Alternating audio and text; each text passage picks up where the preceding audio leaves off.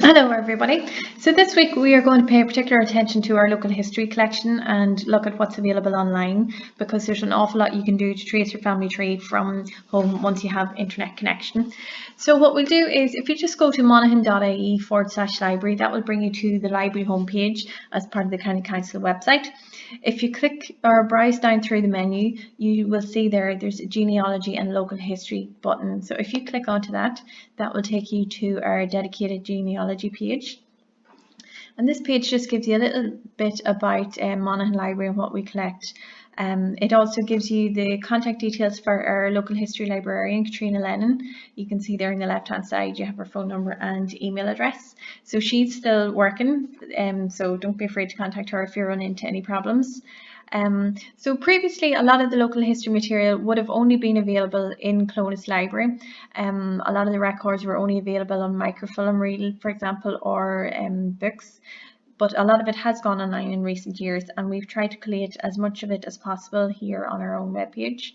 But what we're going to do today is just have a look at the How to Trace Your Ancestors guide that Katrina has put together.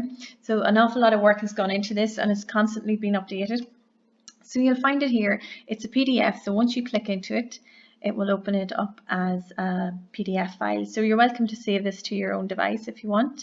We do have hard copies of these in the library, but unfortunately we just can't get them to you at the minute. So once you scroll through this will take you through kind of step by step what you need. So the very first thing, I suppose, is ideally you would have these bits of information, or at least some of them: the name of the family, the parish in which they lived, and an approximate date.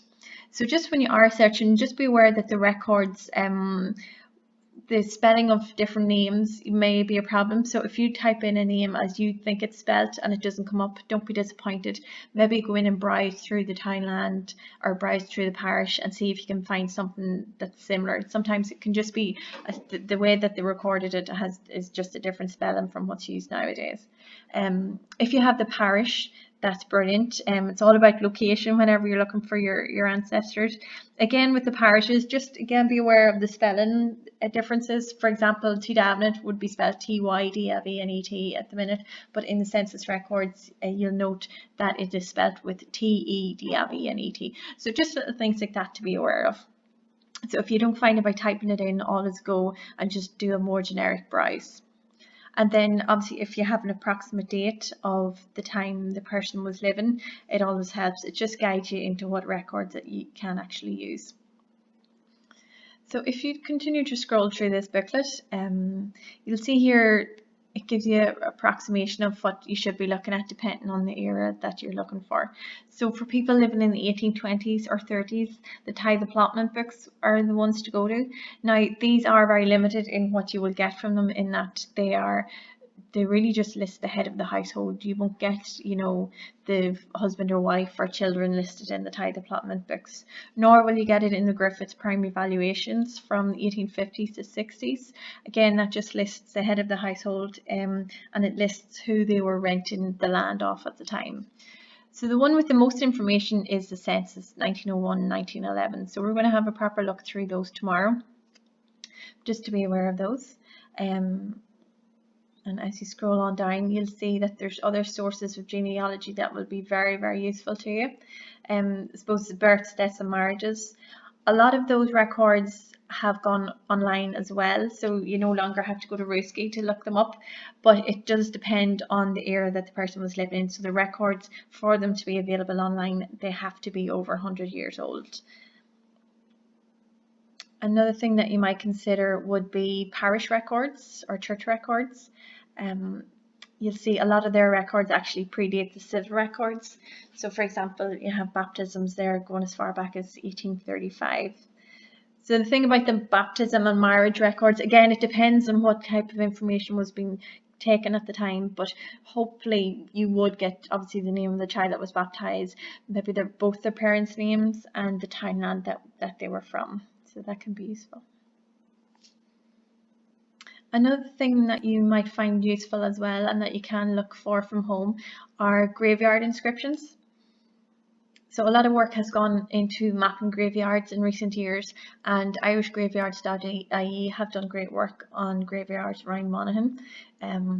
So they're all mapped out with the details of who's buried, the dates that they died, things like that. You'll see as you're reading through this, there are a lot of references to the books, which unfortunately we can't give you access to at the minute, but you will be able to get quite far with just the online parts. So obviously I'm just flying through it here at the minute, but you can take time to scroll through it. You've contact details there for the different parishes, the different churches. Again, each area has its own records available, and the quality of the records can vary greatly depending on what you're looking for. So some of the things you might find useful then are things like army records. You mightn't necessarily think of them, but if you did have any family that were in the army, they do keep quite good records. Another useful information source are the newspapers, and especially the obituaries. So you can see here there's quite a list of local newspapers and the dates that we have them for. Now Katrina is doing great work going through these one by one, pulling out all the obituaries, and she has put together an index of those obituaries, which are listed on her webpage as well. So if you want to have a look through those, the one thing I will say about obituaries as well is not every death was reported in the same way that it pretty much is nowadays. A lot of the time it was only really if you're of quite high standing in the county that you got any kind of obituary at all. But again, it's the type of thing you could just strike very lucky and get a wonderful obituary that has lots of information about the person you're looking for. So well worth a look.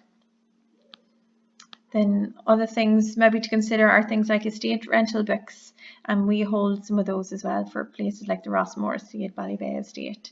Unfortunately, they're not online, but again, it's just something to consider whenever you get to that stage. You might want to consider those. We also have a collection of parish histories. Again, they're stored in the libraries themselves, but useful to know that they're there. So just lots of bits and pieces. As I say, take plenty of time to have a look through this yourself. A lot of the information when you're doing family tree comes from other families. So do talk to those around you. You know, your mum, your dad, your brothers, your sisters, your granny or granda if they're still alive. They might have names that you've never heard of before, but you could come across them then in the census. So just even to have those names in the back of your head is very useful. So that's the book for today. As I said, we'll be back tomorrow. We'll have a good look at the census records then, and hopefully we'll get you well on your way to starting your family tree. Thank you.